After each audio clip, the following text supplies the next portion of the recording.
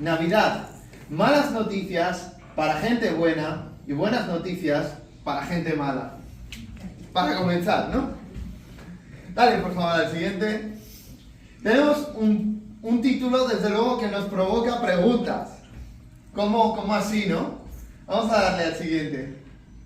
El título nos deja perplejos y se trata ni más ni menos que de una paradoja o enigma. A Jesús le gustaba hablar en parábolas y yo espero poder transmitir en esta mañana, con el estilo de Jesús, el gran mensaje de la buena nueva, que es la que nos trae aquí en esta mañana, la Navidad. Dale. No es lo mismo, ojo, ser gente buena que ser buena gente. No es lo mismo ser gente buena que ser buena gente.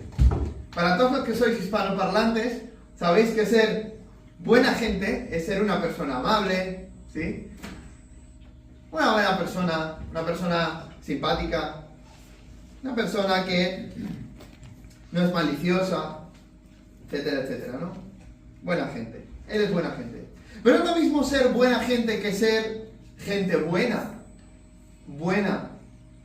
realmente buena, moralmente buena, irreprensible, irreprochable. ¿Cómo somos a los ojos de Dios? Dale uno más. La Navidad, o Natividad, como también se le llama, es el nacimiento del Salvador del mundo. Creo que ya hemos escuchado bastante sobre este gran evento, sobre este acontecimiento en esta mañana.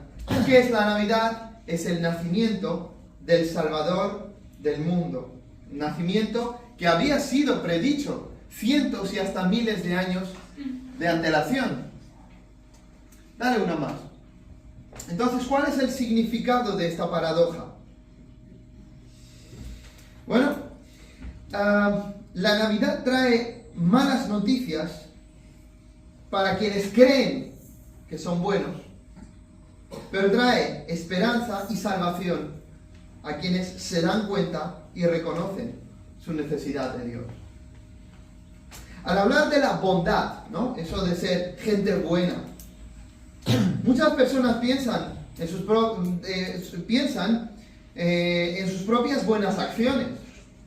Soy amable, no hago daño a nadie, ayudo a los demás.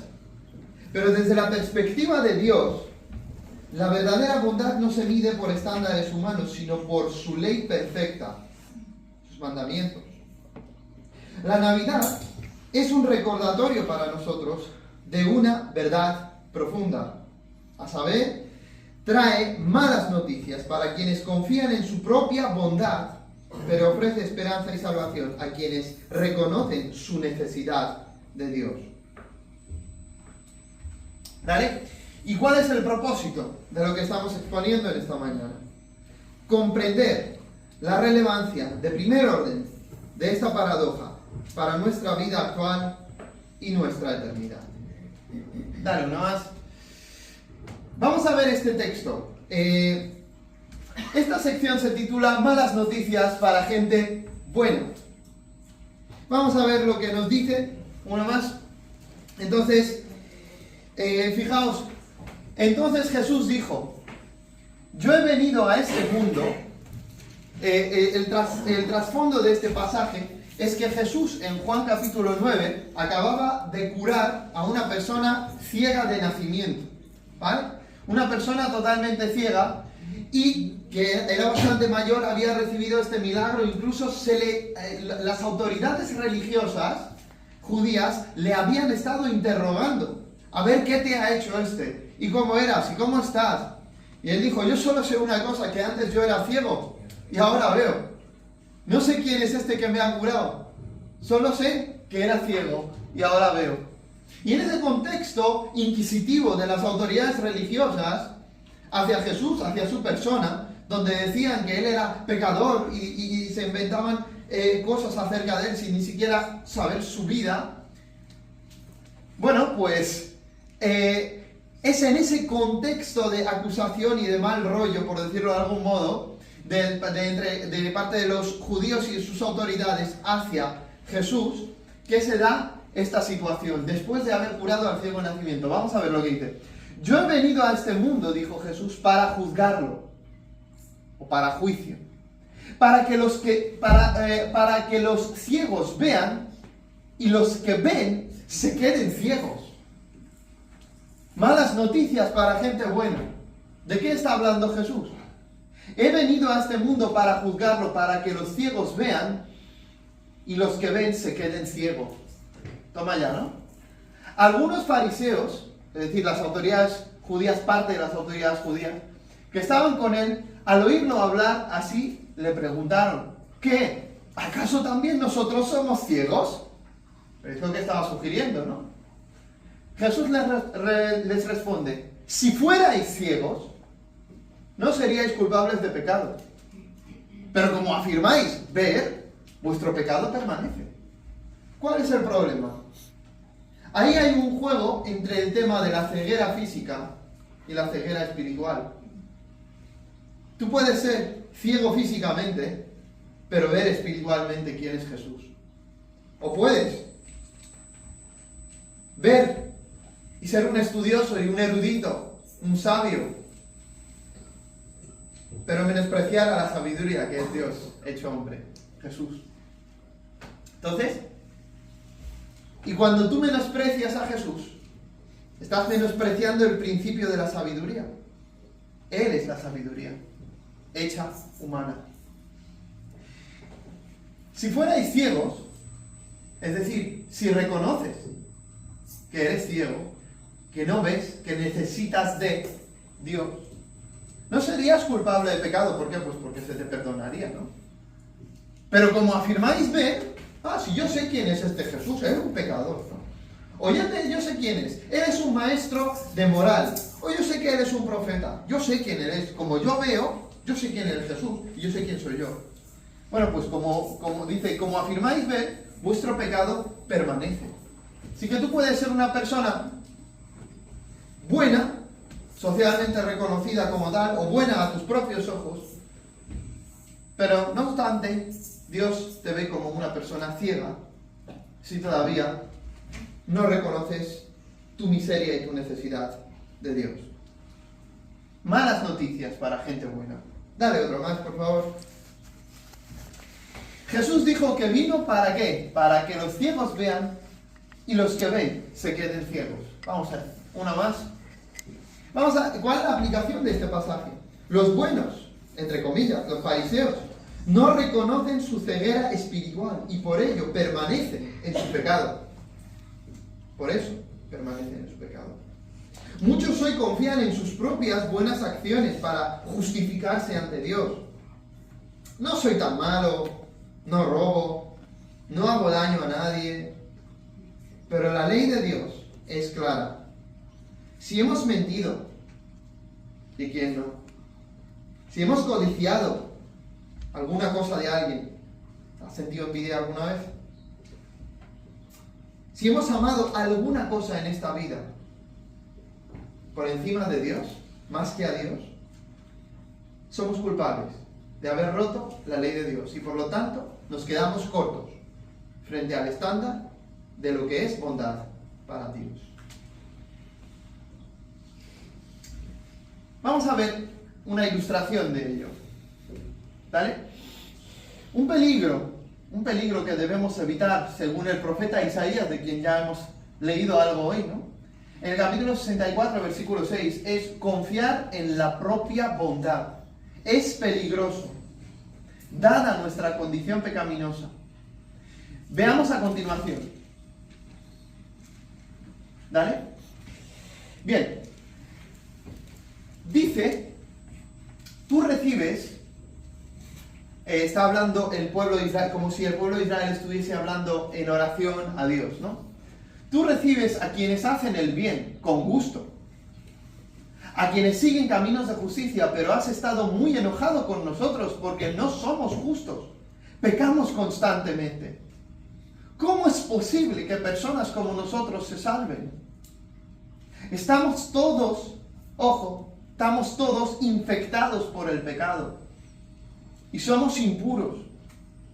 Cuando mostramos nuestros actos de justicia, no son más que trapos sucios. Como las hojas del otoño, nos marchitamos y caemos, y nuestros pecados nos arrasan como el viento. Dice que nuestras obras son como trapos sucios. No sé si habéis escuchado cuál es el significado de esta expresión. Hace varios años se me dijo que los trapos de inmundicia de los que está hablando es los trapos que utilizaban las mujeres en aquella época para su menstruación. Así que imaginaos con qué Dios compara las obras de seres humanos, buenas obras, pero de seres humanos que no quieren que Dios sea su rey, el rey de sus acciones, el rey de sus vidas. Quieren autoafirmarse, crear su propia identidad fuera de Dios. Yo soy suficiente, yo me valgo por mí mismo. Por eso dice Jesús, como tú dices que ves, como tú sabes todo, bueno, pues por eso tu pecado permanece. Nada de lo que tú hagas puede satisfacer las demandas de la justicia de Dios. La paga del pecado es muerte. Y lo único que hacemos día a día, al no arrepentirnos y al no venir a Dios, dice el apóstol Pablo, que es acumular ira para el día de la ira y del justo juicio de Dios. Entonces, cuando mostramos nuestros actos de justicia, dice la Biblia, no son más que trapos sucios. No vale para nada, solo para tirarlo. El mayor bien al que podamos aspirar o que podamos hacer en la vida es conocer a Dios, porque Dios es el bien. Todo lo demás son bienes en función de la relación con el bien. Vamos a continuar. Y dice, tenemos una parábola más de Jesús. Sabéis que a Jesús le gustaba enseñar con parábolas. Y esta es la parábola del fariseo y el recaudador de impuestos.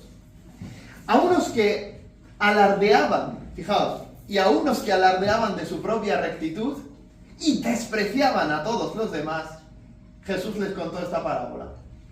¿Cómo nos recuerda esto a nosotros, no?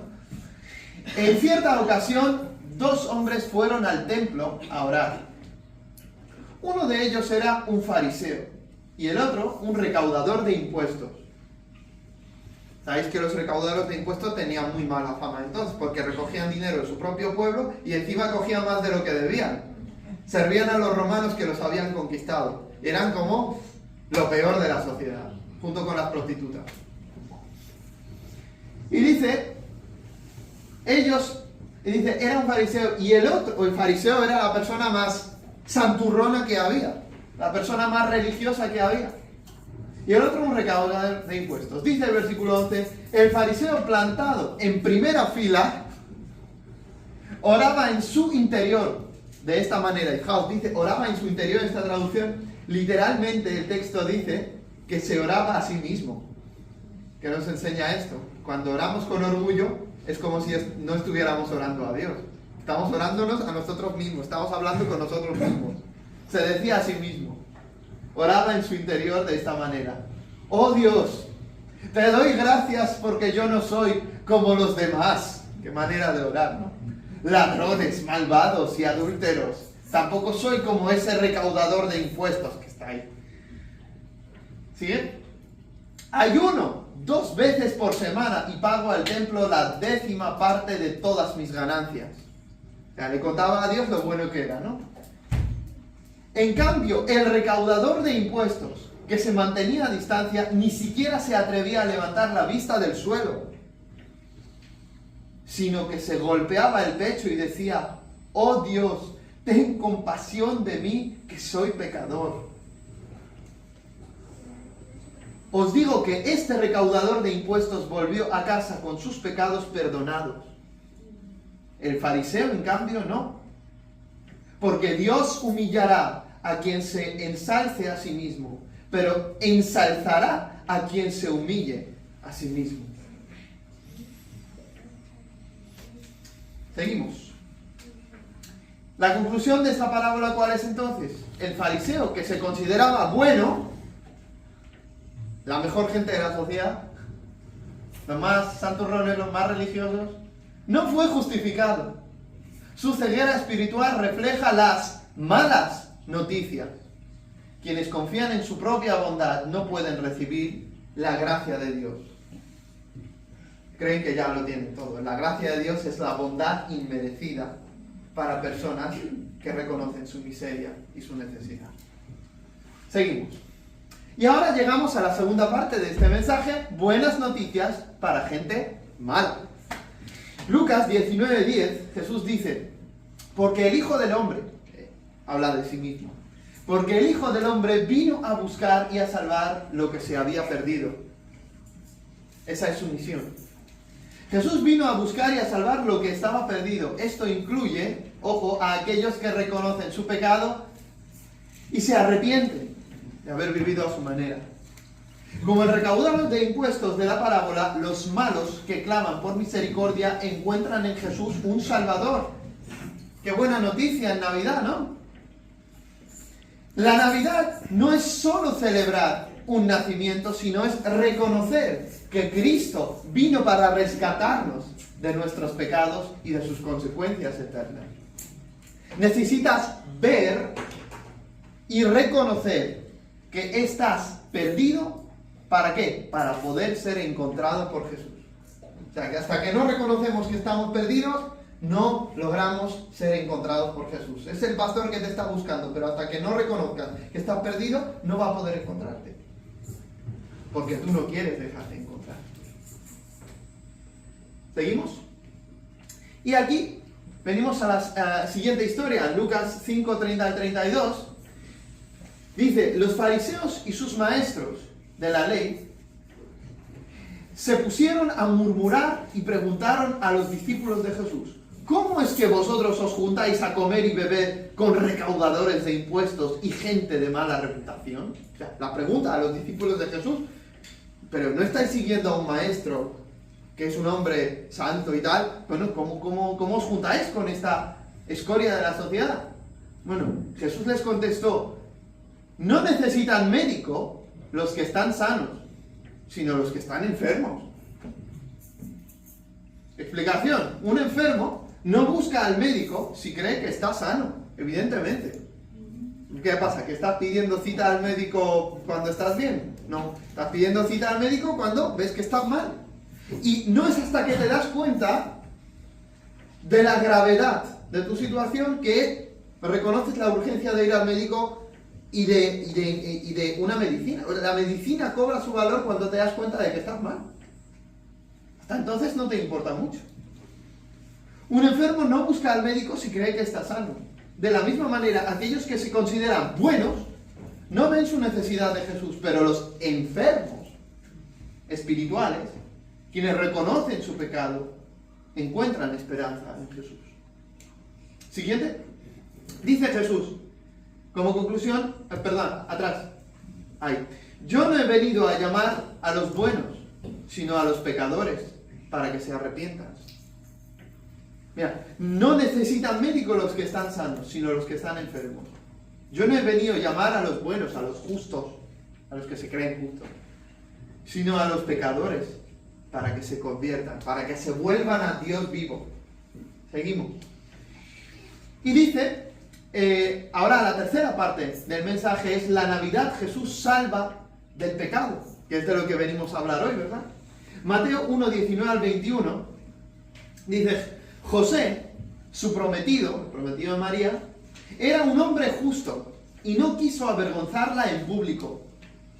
Por lo tanto, decidió romper el compromiso en privado. Ya sabéis que ella se queda embarazada por el poder del Espíritu Santo y José, pues como cualquier otro ser humano, se piensa, pues aquí hay algo que está mal.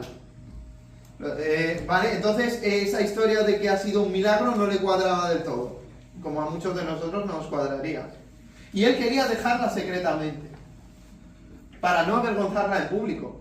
Es probable que la hubieran apedreado por ese supuesto adulterio o fornicación. Dice, por tanto, decidió romper el compromiso en privado. Dice en griego, divorciarse de ella, ¿no? Porque legalmente eran marido y mujer, pero faltaba un año más o menos hasta que consumaran el matrimonio después de las bodas. Es la forma de las bodas judías, ¿no? Mientras consideraba esa posibilidad, un ángel del Señor se le apareció en un sueño. José, hijo de David, le dijo el ángel, no tengas miedo de recibir a María por esposa, porque el niño que lleva dentro de ella fue concebido por el Espíritu Santo. Dale. Y tendrá un hijo, y lo llamarás Jesús, porque él salvará a su pueblo de sus pecados. Dale uno más. ¿Cuántos sabíais que la palabra Jesús, el nombre de Jesús en hebreo, Yeshua, significa Yahvé o el Señor, salva? Yahvé, el eterno Dios, el yo soy el que soy, salva. Yeshua, por eso también es salvación o salvador. Es una palabra que se utiliza un montón de veces en el Antiguo Testamento. Cada vez que se menciona la palabra salvación, se dice Yeshua. Bueno, pues Yeshua, Yahweh salva, se ha hecho hombre. Se iba a hacer hombre para rescatarnos de nuestros pecados. Dice, así que la buena noticia dice que tendrá un hijo y lo llamarás Yeshua, Yahvé salva, porque él salvará a su pueblo de sus pecados. ¡Wow! Impresionante profecía. Para eso ha venido Jesús, para salvarte de tus pecados, tanto a los judíos como también a los no judíos, a todo aquel que se arrepiente y cree en él. Dale.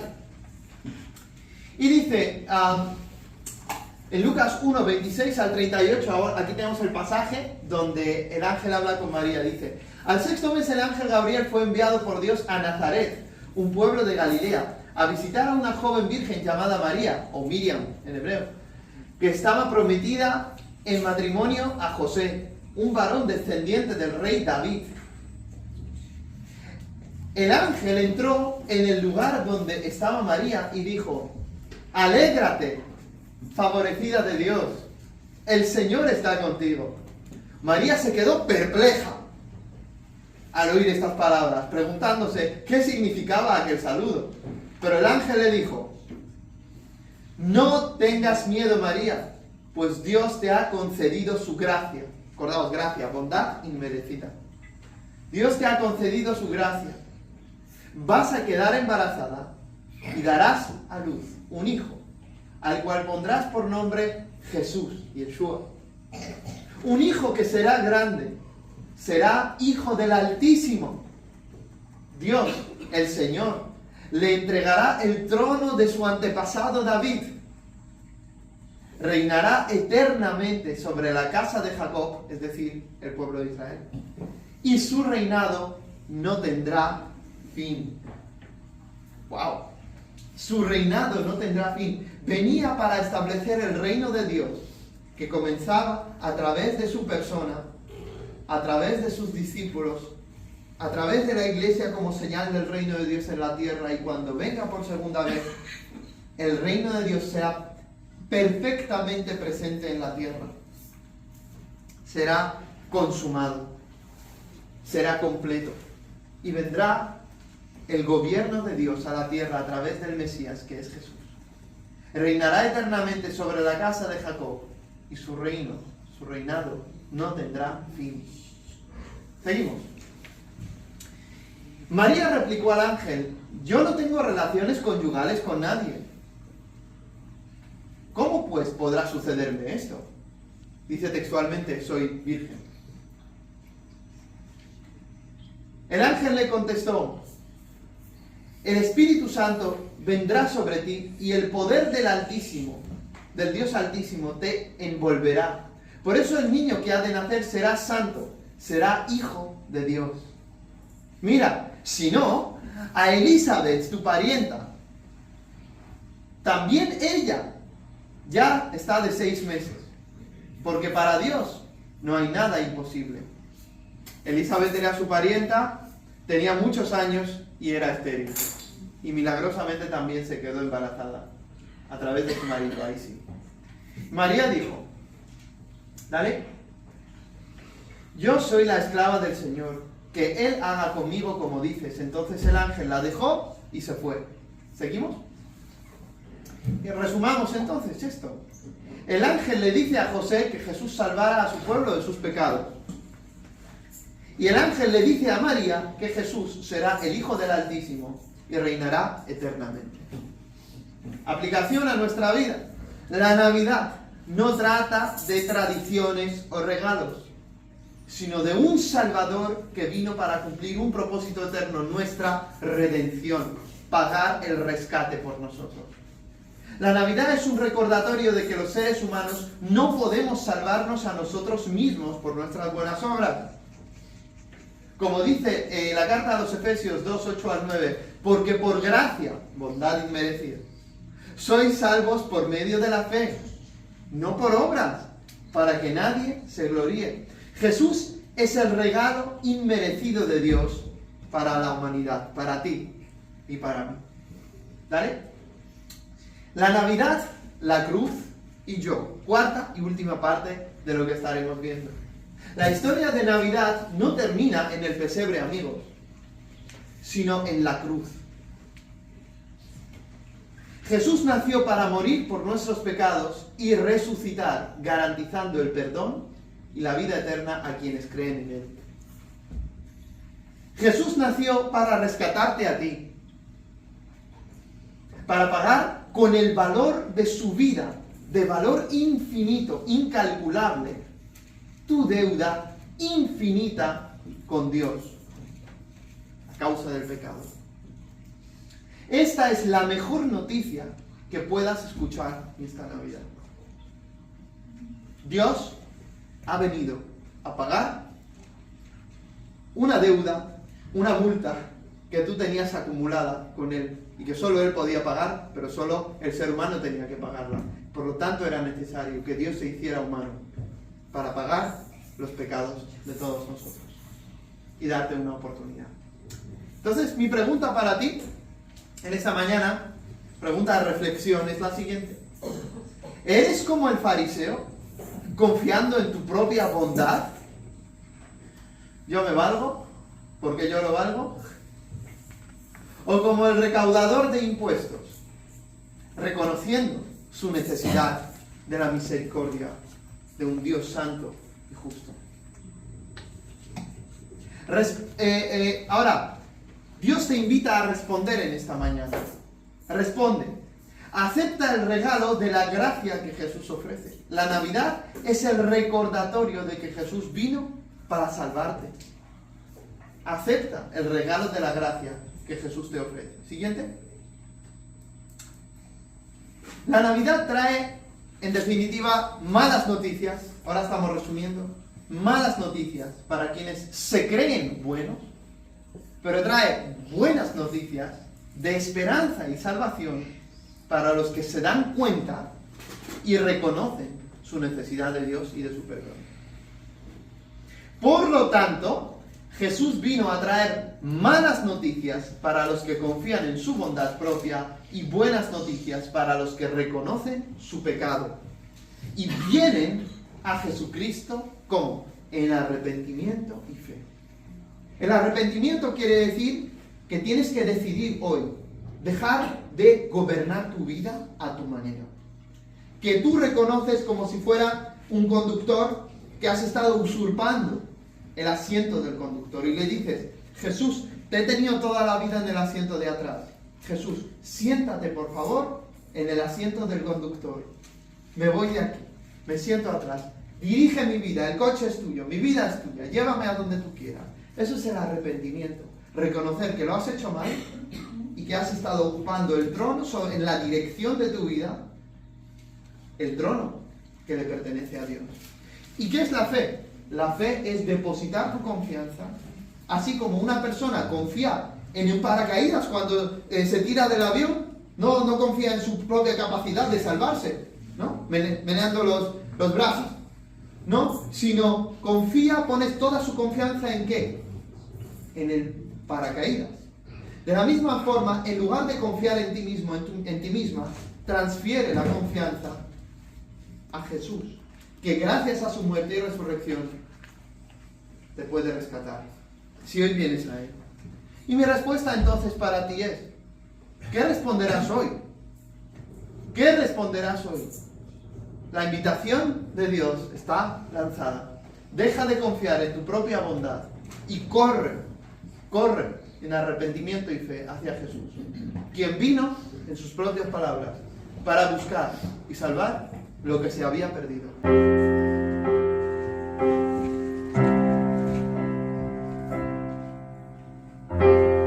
Enviaron solo a él que volase a Nazaret. Corre, ángel Gabriel. Ya no quiero esperar más. Llevo una eternidad deseando me acercar. Ve y dile a esa mujer que aún recuerdo lo que hablé, que aún mi pueblo volverá al Edén. Alégrate, pues te llenará de gracia y de poder. En esperanza van a nacer, darás a luz, una luz que no se apagará jamás. Le llamarás Jesús, será el Rey, cumplirá toda la ley en una cruz, para salvar a hombres y mujeres como tú.